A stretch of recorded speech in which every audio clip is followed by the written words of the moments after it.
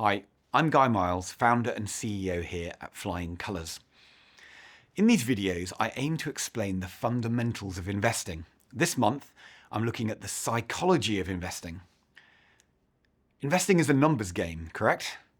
The aim is to look at past returns, the index, the valuation of a stock versus its long-term growth potential, how it fits into a well-diversified portfolio, whether there is an acceptable level of risk attached to it, how much cash it is holding, and many more data points to decide whether something is a good investment or not. Indeed, investing for many is a complex but methodical exercise in logic, data, and strategy. But as with anything in life, sentiment, or how we feel about an investment, also has a huge part to play. It's a stark fact that investors can lose up to 1.5% annually due to their own behaviour. Over 30 years, that could amount to a 50% reduction in the value of a portfolio. So understanding these behavioural patterns is crucial for improving long-term financial performance. Emotional and behavioural biases are decisions driven by feelings and instincts. They are often harder to correct as they stem from deeper psychological responses. They can easily creep in and affect all aspects of financial decision-making. Being aware of the psychology of investing is key. It leads to making smarter financial choices and not being led by emotions and biases or making mental shortcuts that could lead to irrational decisions. Panic selling is a common mistake. Investors see a price going down and sell the stock, perhaps even for less than they paid for it. But panic selling during market dips, like in the 2008 financial crisis, often locks in losses and investors can miss out on the subsequent recovery. There are a few other behavioural biases to be aware of. The first is loss aversion. This is when the perceived pain of losing money is more intense than the pleasure of gaining an equivalent amount. Therefore, a bias is present to avert the loss first. This often leads to holding on to a losing investment in the hope they will recover. Myopic loss aversion bias is a temporary situation where the investor loses sight of the big picture. A good example is panic selling during a market crash, even if an investment's overall fundamentals are still promising. The rationale is to try and salvage something rather than losing everything.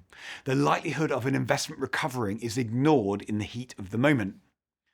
The second bias is overconfidence. This is when investors overestimate their knowledge and abilities, leading to excessive risk-taking or frequent trading, which can erode returns. A classic example is the dot-com bubble in the late 1990s, where many investors became overconfident in the potential of tech stocks and bought them en masse. Between the mid-1990s and 2000s, investors piled into speculative stocks in tandem with the widespread adoption of the World Wide Web and the Internet. Between 1995 and its peak in March 2000, investments in the Nasdaq Composite stock market rose by 800%, only to fall 78% from its peak by October 2002, giving up all its gains during the bubble. This overconfidence led to inflated valuations and a market crash when the bubble burst, with demand falling and share prices decreasing rapidly. This example also demonstrates a third type of behavioural bias, herd mentality. This is when an investor follows the crowd rather than doing their own independent analysis. This was the case during the famous GameStop rally in 2021, when investors all rushed in to buy stocks in the company, driven by social media influence and speculation, disregarding completely fundamental analysis. This led to extreme volatility and massive losses for some. Have a look at this chart showing how GameStop lost almost 50% of its value in one day. All these biases can hinder effective investing that generates returns over the long term. It's crucial to make decisions based on facts. But overcoming financial bias is not impossible. Just understanding the psychology behind financial decisions can help manage biases. By reading up on these biases or working with a professional advisor, investors can better identify when they are making decisions based on emotion rather than logic. Staying well diversified and sticking to a risk profile within a structured investment plan also helps to reduce emotional decision making. Doing this lowers the temptation to chase short-term gains or react to market noise. It is essential to stay the course even when the market gets turbulent. An independent financial advisor can help you avoid impulsive decisions and stay on track with a well thought out and focused strategy that allows you to build wealth over time no matter the market conditions.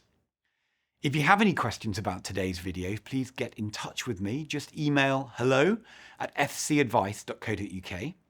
Finally, as ever, I have been talking about investing, which means that your capital is at risk. Thank you for watching.